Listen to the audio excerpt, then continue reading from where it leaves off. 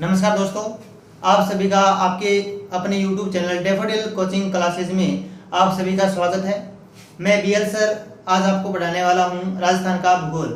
और हमने इससे संबंधित कल पढ़ा था राजस्थान का सामान्य परिचय, और आज हम पढ़ने वाले हैं राजस्थान की स्थिति एवं विस्तार।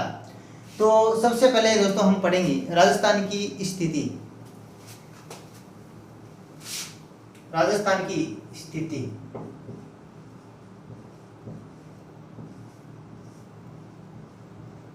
देखिए, राजस्थान की स्थिति को लेकर जो प्रश्न पूछे जाते हैं कि विश्व या ग्लोब पर राजस्थान की लोकेशन क्या है और हमारे भारत के संदर्भ में राजस्थान की लोकेशन क्या है, और एशिया महाद्वीप में भी राजस्थान की लोकेशन क्या है। तो सबसे पहले हम देखेंगे कि विश्व या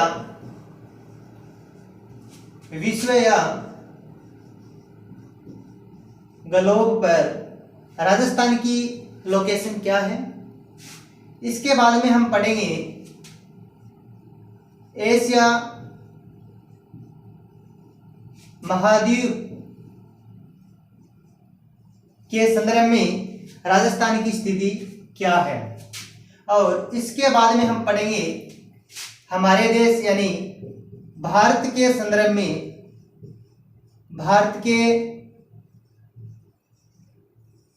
में राजस्थान की स्थिति क्या है।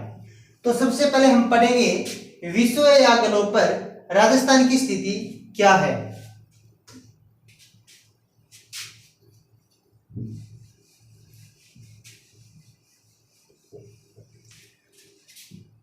विश्व या ग्लोब पर राजस्थान की स्थिति क्या है।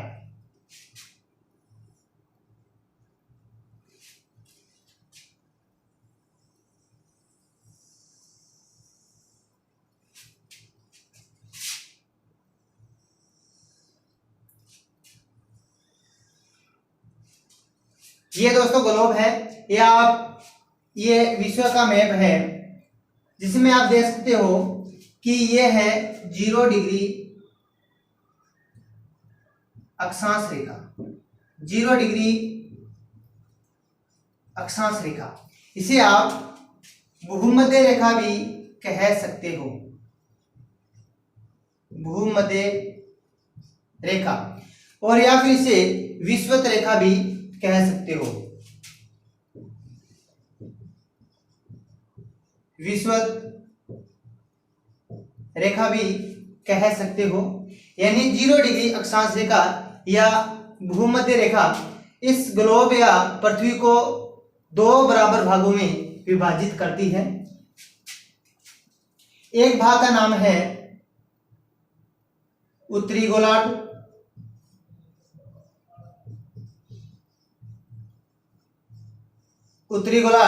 और दूसरे पार्ट का नाम है दक्षिणी गोलार्ध।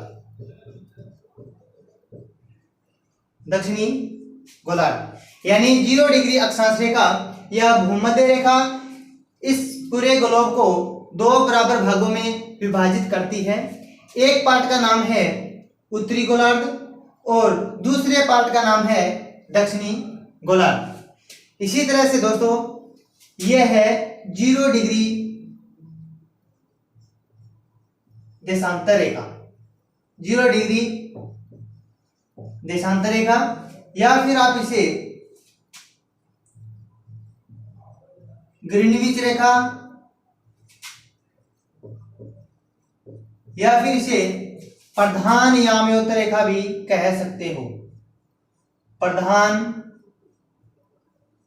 यामयोत्तर रेखा भी कह सकते हो, यानी 0 डिग्री देशांतर रेखा, इसे आप ग्रीनविच रेखा या फिर प्रधान यामयोत्तर रेखा भी कह सकते हो। जिस तरह से अक्षांश रेखाएं पूरे ग्लोब को 2 बराबर भागों में विभाजित कर रही थी, इसी तरह से देशांतर रेखाएं भी इस ग्लोब को 2 बराबर भागों में विभाजित करती है। एक पार्ट का नाम है पूर्वी गोलार्ध,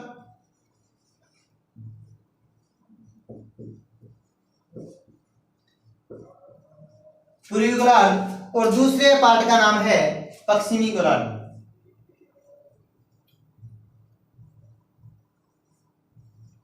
पश्चिमी गोलार्ध यानी 0 डिग्री देशांतर रेखाएं इस ग्लोब को बराबर दो भागों में विभाजित करती हैं। एक पार्ट का नाम है पूर्वी गोलार्ध और दूसरे पार्ट का नाम है पश्चिमी गोलार्ध। अगर आपसे पूछा जाए कि राजस्थान अक्षांश की दृष्टि से किस गोलार्ध में स्थित है, तो आपका उत्तर होना चाहिए उत्तरी गोलार्ध में राजस्थान की स्थिति है या लोकेशन है वो बनती है। जिस तरह से देखिएगा,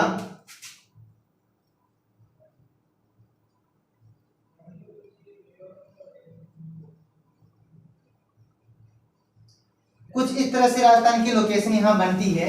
यानी अक्षांश की दृष्टि से देखा जाए कि राजस्थान की लोकेशन उत्तरी गोलार्ध में बनती है, और देशांतर के अकॉर्डिंग देखें तो राजस्थान की लोकेशन है वो पूर्वी गोलार्ध में बन रही है।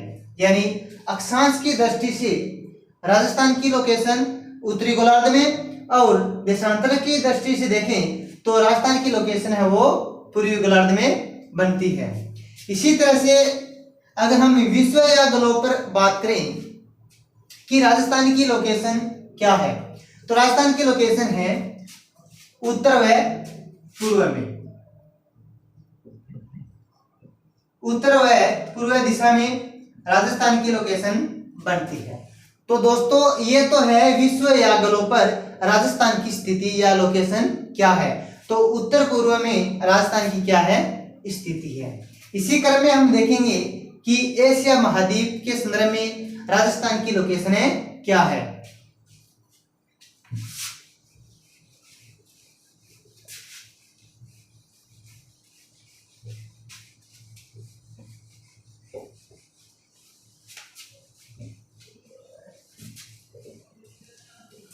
एशिया महाद्वीप के संदर्भ में राजस्थान की लोकेशन,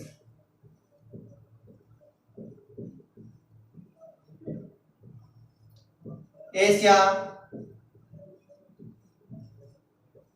महाद्वीप के संदर्भ में राजस्थान की लोकेशन क्या है।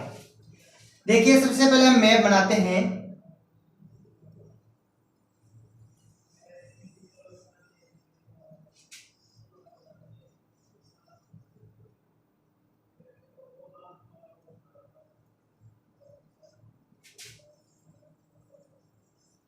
कुछ इस तरह से एशिया महाद्वीप का मैप है। और अगर एशिया महाद्वीप को हम बराबर 4 भागों में विभाजित करते हैं, 4 भागों में विभाजित करते हैं, तो ये अपना उत्तर पूर्व दिशा और पश्चिम दिशा और दक्षिण दिशा। हम बात कर रहे हैं कि एशिया महाद्वीप में राजस्थान की लोकेशन क्या है। तो एशिया महाद्वीप के संदर्भ में देखें राजस्थान की लोकेशन दोस्तों कुछ यहां पर बन रही है। राजस्थान की लोकेशन कुछ यहां पर बन रही है। यानी एशिया महाद्वीप के अकॉर्डिंग राजस्थान का जो लोकेशन है, राजस्थान की लोकेशन है वह पश्चिम व दक्षिण दिशा, यानी हम कह सकते हैं दक्षिण पश्चिम दिशा में राजस्थान की लोकेशन है एशिया महाद्वीप के संदर्भ में। यानी इससे पहले हमने बात की थी कि विश्व या ग्लोब पर राजस्थान का जो लोकेशन है, राजस्थान की लोकेशन वह लोकेशन उत्तर पूर्व दिशा में थी, और एशिया महाद्वीप के संदर्भ में राजस्थान की लोकेशन दक्षिण पश्चिम दिशा की ओर बन रही है। यानी ये तो हो गई ग्लोब पर, और ये हो गई एशिया महाद्वीप के संदर्भ में। इसी तरह से दोस्तों हम पढ़ेंगे भारत के संदर्भ में राजस्थान की लोकेशन।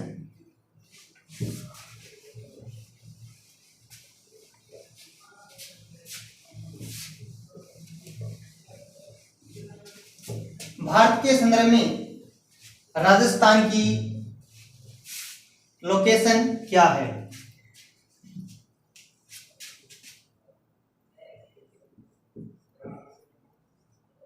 भारत के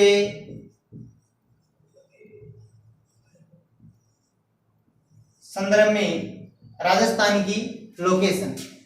देखिएगा भारत के संदर्भ में राजस्थान की लोकेशन।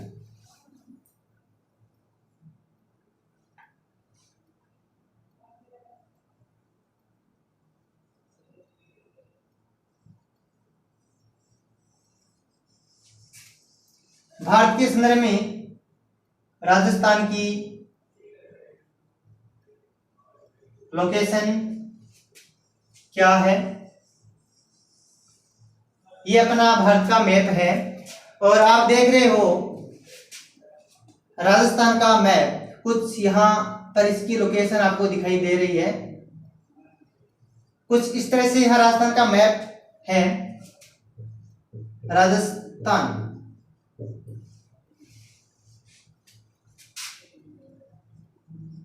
उत्तर, दक्षिण, पूर्व और पश्चिम, यानी ये अपना भारत है। और भारत के अंदर आप देखें कि राजस्थान की लोकेशन कहां पर बन रही है, तो राजस्थान की लोकेशन दोस्तों बन रही है उत्तर पश्चिम दिशा में। कहां पर बन रही है? उत्तर पश्चिम दिशा की ओर राजस्थान की लोकेशन बन रही है। यानी भारत के संदर्भ में हम बात करें तो उत्तर पश्चिम में राजस्थान की लोकेशन बन रही है। यानी ग्लोब पर हम बात करें तो उत्तर पूर्व में, और एशिया में बात करें तो दक्षिण पश्चिम में, और भारत के संदर्भ में बात करें तो उत्तर पश्चिम में दोस्तों राजस्थान की जो लोकेशन है वो बन रही है। इसी कड़ी में हम देखेंगे कि सूर्य के सापेक्ष राजस्थान की लोकेशन क्या है।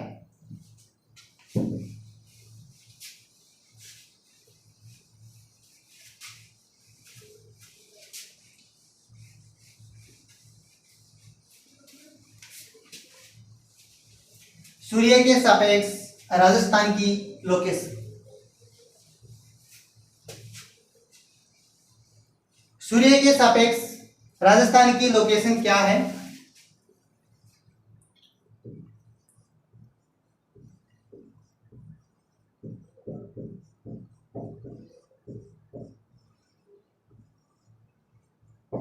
सूर्य के सापेक्ष राजस्थान की लोकेशन। आप देख रहे हैं राजस्थान का भूगोल, और राजस्थान के भूगोल के अंदर आप देख रहे हैं सूर्य के सापेक्ष राजस्थान की स्थिति क्या है। तो देखिएगा राजस्थान की स्थिति सूर्य के सापेक्ष।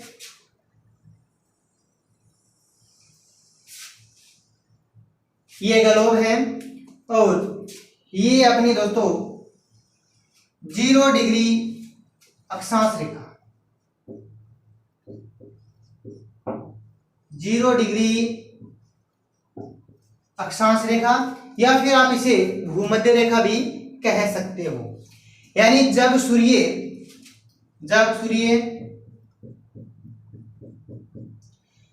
सीधा चमकता हो भूमध्य रेखा पर, तो यहां पर उच्च तापमान होगा। उच्च तापमान यहां पर होगा, और उच्च तापमान होने के कारण यहां पर व्यापारिक पवनें आती हैं और गर्म होकर ऊपर उठती हैं। यानी व्यापारिक पवनें आती हैं और गर्म होकर यहाँ ऊपर उठती है, और ठंडी होने के बाद ये यहाँ पर अधिक वर्षा करती है। अधिक वर्षा करती है या फिर अच्छी वर्षा होती है। और यहाँ पर सदाबहार वनस्पति, सदाबहार वनस्पति या उष्णकटिबंधीय वनस्पति पाई जाती है। वनस्पति पाई जाती है। यानी जब सूर्य सीधा चमकता है भूमध्य रेखा पर, तो यहाँ पर उच्च तापमान होगा और उस तापमान होने के कारण दोस्तों यहाँ पर जो व्यापारिक पवनें आती हैं वो गर्म होकर ऊपर उठती हैं और ठंडी होने के कारण यहाँ पर अधिक वर्षा करती है और यहाँ पर उष्णकटिबंधीय वनस्पति पाई जाती है। तो कुछ हम राजस्थान के संदर्भ में देखें तो राजस्थान की लोकेशन कुछ यहाँ पर बनती है, कुछ यहाँ पर राजस्थान की लोकेशन बनती है और सूर्य के जो सीधापन है या फिर तिरछापन है, सीधापन या सूर्य का तिरछापन, तो सूर्य का सीधापन या तिरछापन है तो तिरछापन सूर्य का राजस्थान में यहाँ पर आपको देखने को मिलेगा और सीधापन आपको देखने को मिलेगा राजस्थान के बांसवाड़ा जिले में। तो इस स्थिति को पूरी को हम राजस्थान के मैप के द्वारा हम पढ़ेंगे। तो हम सबसे पहले राजस्थान का मैप बनाते हैं।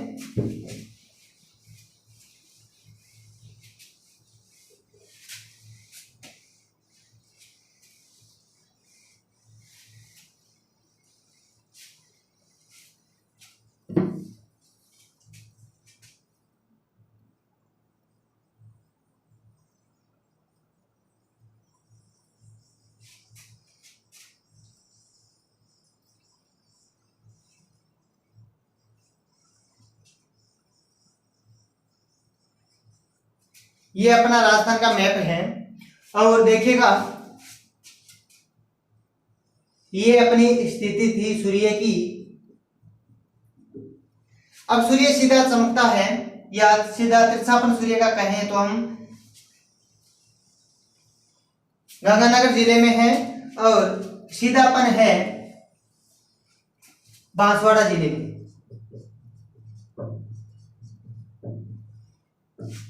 बांसवाड़ा जिले में और सूर्य का तिरछापन है गंगानगर जिले में। यानी सूर्य के सापेक्ष जो हमें प्रश्न पूछे जाते हैं कि सूर्य का सीधापन को लेकर या फिर इसके तिरछेपन को लेकर, तो सूर्य का जो तिरछापन है वो सर्वाधिक राजस्थान के गंगानगर जिले में आपको देखने को मिलेगा और सीधापन आपको देखने को मिलेगा बांसवाड़ा जिले में। अगर आप उत्तर से दक्षिण की ओर जाते हो तो सूर्य का तिरछापन घटेगा और दक्षिण से आप उत्तर की ओर जा रहे हो तो सूर्य का तिरछापन बढ़ेगा। यानी उत्तर से दक्षिण आने पर सूर्य का तिरछापन क्या होगा, घटेगा और दक्षिण से उत्तर की ओर आप जा रहे हो तो सूर्य का तिरछापन है वो बढ़ेगा। ये दो स्थिति है, यानी आप उत्तर से दक्षिण आ रहे हो तो सूर्य का जो तिरछापन है वो घटेगा और दक्षिण से उत्तर की ओर जा रहे हो तो सूर्य का तिरछापन है बढ़ेगा।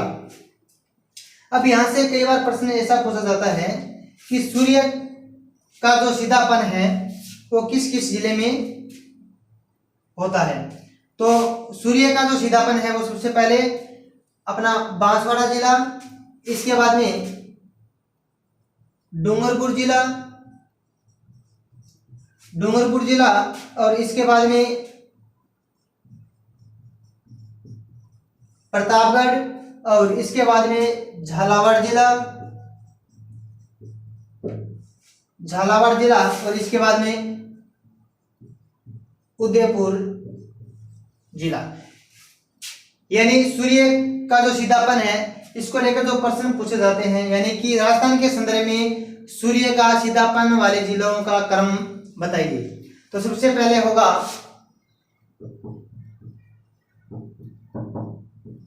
बांसवाड़ा और इसके बाद में डूंगरपुर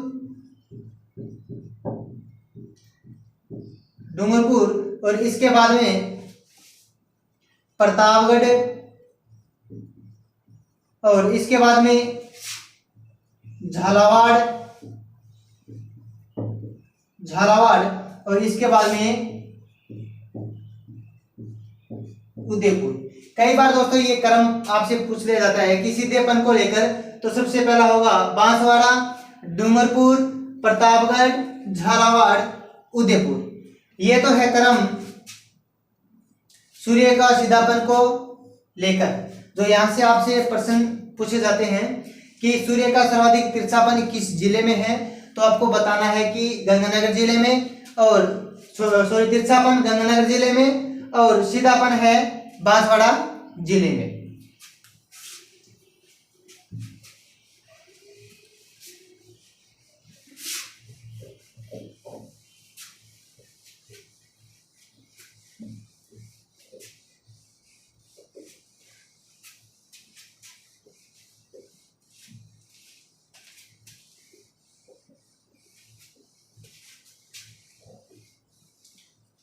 इसके बाद हम पढ़ेंगे कि ये अपनी 0 डिग्री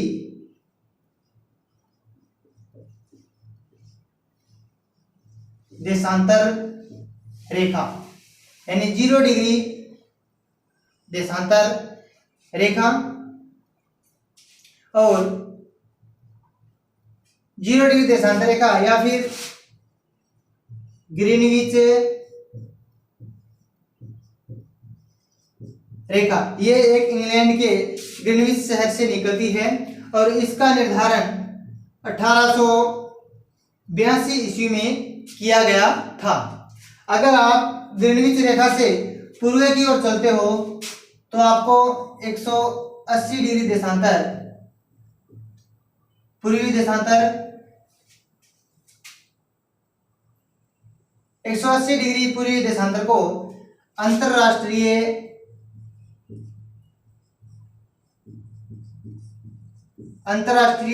तिथि रेखा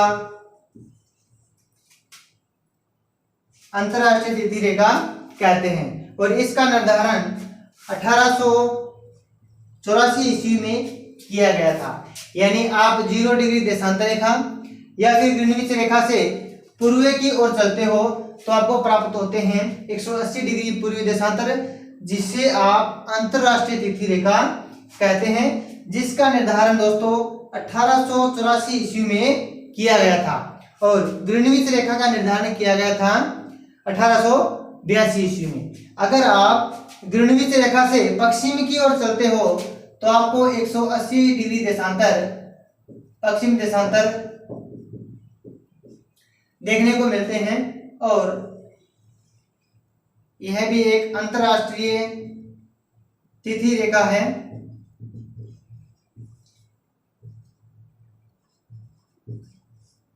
अंतरराष्ट्रीय तिथि रेखा देखिएगा, अगर आप ग्रीनविच रेखा से पूर्व की ओर चलते हो तो समय में क्या होती है, बढ़ोतरी होती है। समय में क्या होती है, बढ़ोतरी होती है, यानी 1 डिग्री बराबर 4 मिनट, 1 डिग्री बराबर 4 मिनट। और आप 0 डिग्री इस ग्रीनविच रेखा से पश्चिम की ओर चलते हो तो समय में क्या होगी, कमी होगी। क्या होगी, कमी होगी। यानी 0 डिग्री देशांतर रेखा से आप पूर्व की ओर चलते हो तो समय में क्या होगी, बढ़ोतरी होगी। और इसी तरह से आप 0 डिग्री देशांतर रेखा से पश्चिम की ओर चल रहे हो तो समय में क्या होगी, कमी होगी।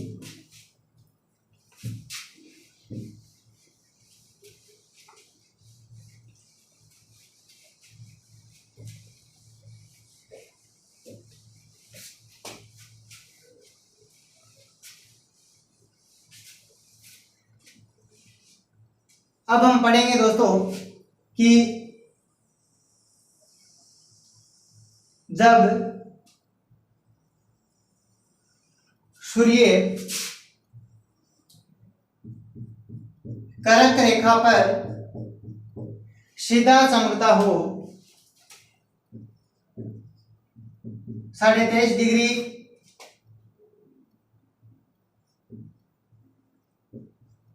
उत्तरी अक्षांश या फिर कर्क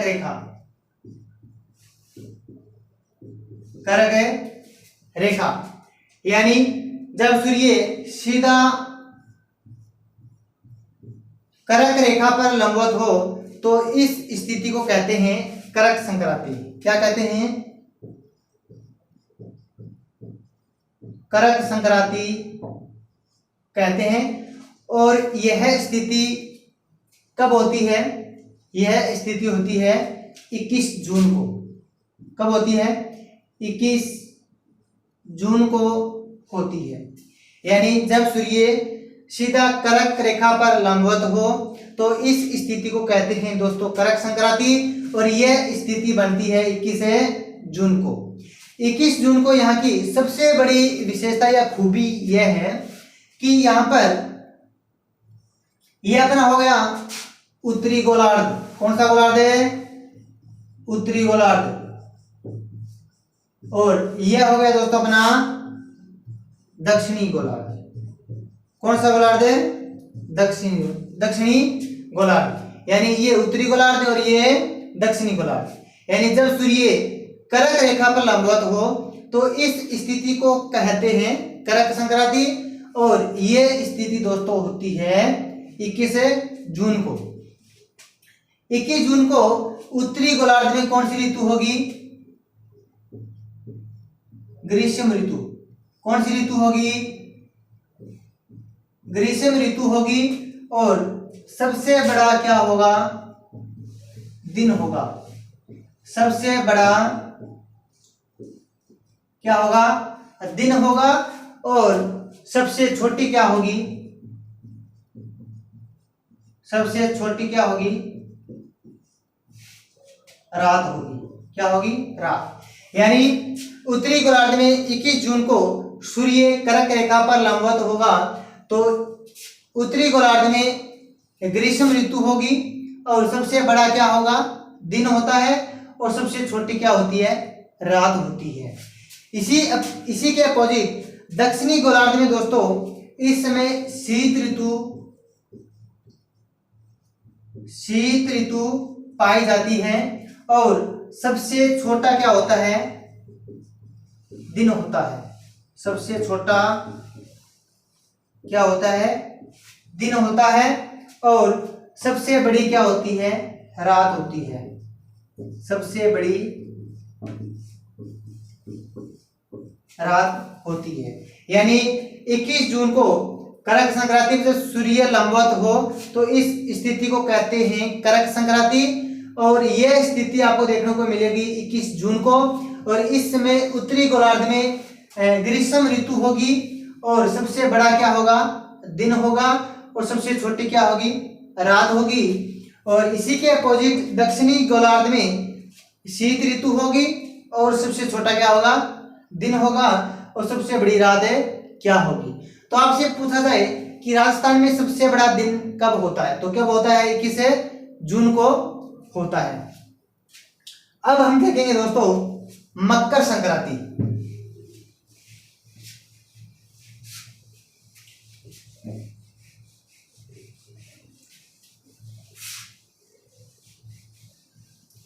क्या देखेंगे? मकर संक्रांति यानी 22 दिसंबर की स्थिति क्या है? 22 दिसंबर की स्थिति क्या है? जैसा कि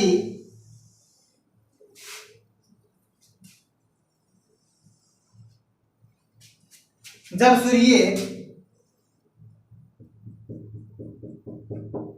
करक रेखा पर सीधा क्या हो? लंबवत हो या फिर सीधा चमकता हो तो इस स्थिति को कहते हैं मकर संक्रांति। क्या कहते हैं? मकर संक्रांति कहते हैं। दोस्तों ये स्थिति कब बनती है? 22 दिसंबर को यह स्थिति बनती है। और इस समय यहां पर ऋतु होती है कौन सी? ग्रीष्म ऋतु। और यहां पर सबसे बड़ा क्या होता है? दिन होता है। सबसे बड़ा दिन होता है। और सबसे छोटी रात होती है, सबसे छोटी रात होती है। यानी जब सूर्य सीधा मकर रेखा पर लंबवत हो तो यह स्थिति कहलाती है मकर संक्रांति, और यह स्थिति आपको देखने को मिलेगी 22 दिसंबर को। तो 22 दिसंबर को यहाँ की सबसे बड़ी विशेषता क्या है कि यहाँ पर ग्रीष्म ऋतु होगी इस समय, और सबसे बड़ा क्या होगा, दिन होता है, और सबसे छोटी क्या होती है, रात होती है। इसी के अपोजिट इसके उत्तरी गोलार्ध में यह है दोस्तों अपना उत्तरी गोलार्ध।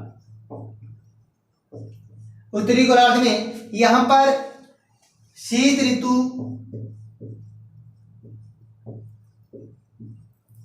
ऋतु होती है, और सबसे छोटा दिन होता है, सबसे छोटा दिन होता है, और रात सबसे बड़ी होती है, रात सबसे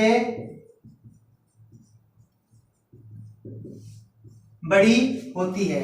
तो राजस्थान के संदर्भ में आपसे पूछा जाए कि राजस्थान में सबसे छोटा दिन कब होता है, तो आपको बताना है 22 दिसंबर को। इसी तरह से हम बात करेंगे सूर्य के सापेक्ष राजस्थान की और स्थिति क्या है।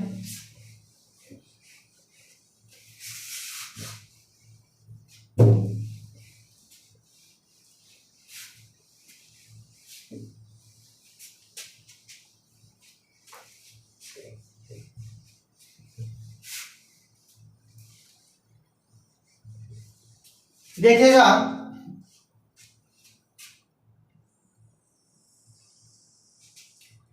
ये अपनी भूमध्य रेखा,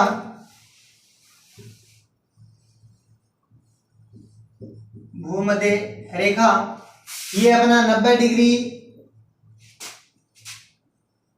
नॉर्थ पोल, और ये 90 डिग्री साउथ पोल। यानी जब सूर्य नॉर्थ पोल से सीधा भूमध्य रेखा पर चमकता है तो इस स्थिति को कहते हैं बसंत विषुव। क्या कहते हैं, बसंत विषुव कहते हैं। यानी जब सूर्य नॉर्थ पोल से सीधा भूमध्य रेखा पर चमकता है तो इस स्थिति को क्या कहते हैं, बसंत विषुव कहते हैं। और ये स्थिति कब होती है, 23 मार्च को। कब होती है, 23 मार्च को होती है। और इस दिन की सबसे बड़ी विशेषता क्या है कि पूरे विश्व में दिन व रात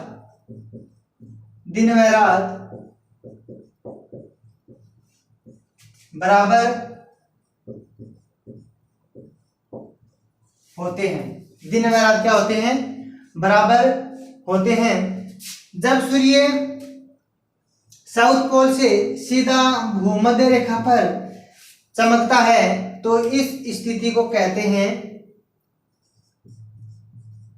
शरद विषुव।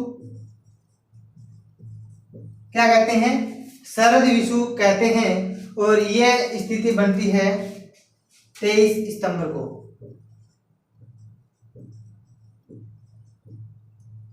23 सितंबर को। और इस दिन की सबसे बड़ी विशेषता क्या है कि पूरे विश्व में दिन व रात क्या होती हैं, बराबर होती हैं।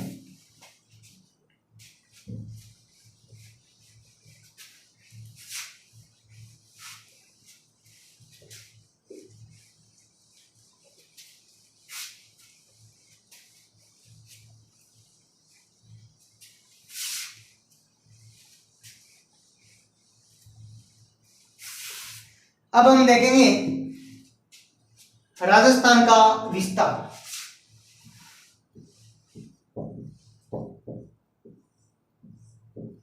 क्या पढ़ेंगे, राजस्थान का विस्तार पढ़ेंगे। देखिएगा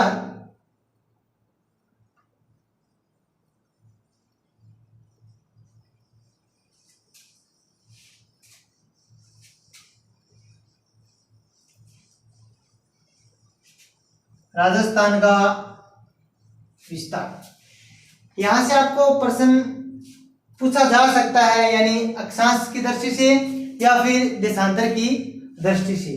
तो सबसे पहले हम देखेंगे अक्षांशीय विस्तार।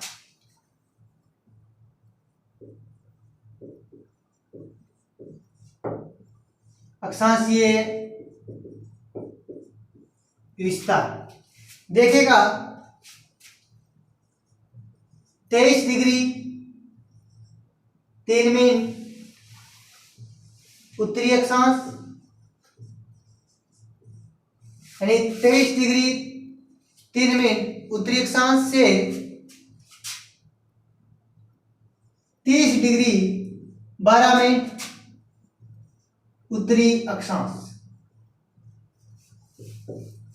उत्तरी अक्षांश यानी आपसे पूछा जा सकता है कि राजस्थान का अक्षांशीय विस्तार कितना है। तो आपको बताना है 23 डिग्री 3 मिनट उत्तरी अक्षांश से 30 डिग्री 12 मिनट है उत्तरी अक्षांश। और यहां पर कोणागांव गंगानगर और नीचे की लोकेशन है बोरकुंडे बांसवाड़ा जिला, यानी 23 डिग्री 3 मिनट उत्तरी अक्षांश से 30 डिग्री 12 मिनट उत्तरी अक्षांश। ये है राजस्थान का अक्षांशीय विस्तार। अगर आपसे पूछा जाए कि राजस्थान कुल कितने अक्षांशों के मध्य स्थित है, यानी राजस्थान कुल कितने अक्षांशों के मध्य स्थित है, तो आपको बताना है 7 डिग्री 9 मिनट। 7 डिग्री 9 मिनट अक्षांशों के मध्य ये स्थित है। और राजस्थान की उत्तर से दक्षिण कुल लंबाई है 826 किलोमीटर। कितनी है? 826 किलोमीटर है, यानी 23 डिग्री 3 मिनट, यानी 23 यानी 23 के 3 सहेली और 30 डिग्री 12 मिनट, यानी 30 से होगा 30 यानी 12 मिनट। यानी यहाँ के जो लोग हैं वो कभी भी क्या नहीं मरते हैं? 30 नहीं मरते हैं। क्यों? क्योंकि यहाँ पर सर्वाधिक नहरों का पानी है, इसलिए ये जो गंगानगर मालवा जिला है यहाँ पर लोग क्या नहीं है 12 महीने तक ये 30 से नहीं मरते हैं। इसी क्रम में हम देखें कि राजस्थान की पूर्व से पश्चिम